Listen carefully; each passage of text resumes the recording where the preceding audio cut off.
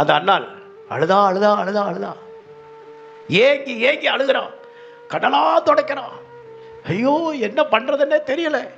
என்ன ஆம்பளையை தான் குடிச்சு போட்டு இப்படி வந்து புலம்பிக்கிட்டு கிடப்பானுங்க, இந்த மாதிரி என்ன பேசுகிறோம்னே தெரியாமல் பிதற்றி கிடக்கணும். இங்கே ஒரு பொம்பளை தண்ணி அடித்தவ மாதிரியே தண்ணி அடித்தது மாதிரியே அந்த பொம்பளை பேசிக்கிட்டு இருந்திருக்கு தேவனுடைய சமூகத்தில். அந்த பாஸ்டர் பார்க்குறாரு, ஏலி பார்க்குறாரு, போதையில் தான் அந்த பொம்பளை போல பேசிகிட்டு இருக்கா. அப்போ ஜெபம் பண்ணுறவங்கள பார்த்தா தெரியுமே, ஆனால் அந்த பொம்பளை பார்த்தா ஜெபம் பண்ணுறது மாதிரி தெரியல, ஏதோ போதையில் இருக்கிறது மாதிரி இருக்குது. போதையில் இருக்கிறவங்க எப்படி இருப்பாங்க?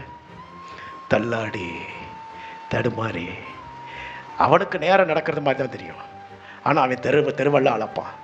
இந்த அம்மா அங்கே போதையில் இருக்கிறது மாதிரி அந்த அம்மாவுடைய அந்த ஆக்ஷன் அங்கே இருந்திருக்குது.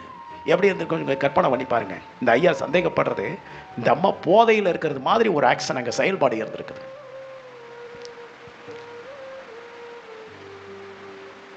அல்லேலூயா. சாவி கிடச்சிருச்சுங்க இப்போ அந்த அம்மா கிட்ட. அதுக்கு பின்னால் அவன் கண்ணை தொடச்சிக்கிட்டு அளவே இல்லைன்னு வேதம் சொல்லுது. ஸ்தோத்திரம்.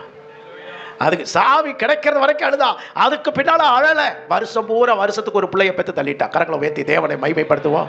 வருஷம் முழுவதும் இப்போ பிள்ளைகளை பெற்று தள்ளிட்டா.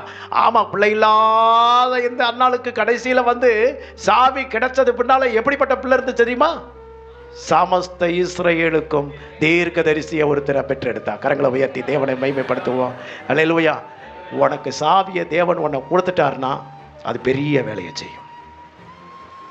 எத்தனை பேர் சாவியை கையில் வாங்க போகிறீங்க? என்கிட்ட சாவி இருக்குன்னு எத்தனை பேர் சொல்கிறீங்க? அல்லேலூயா.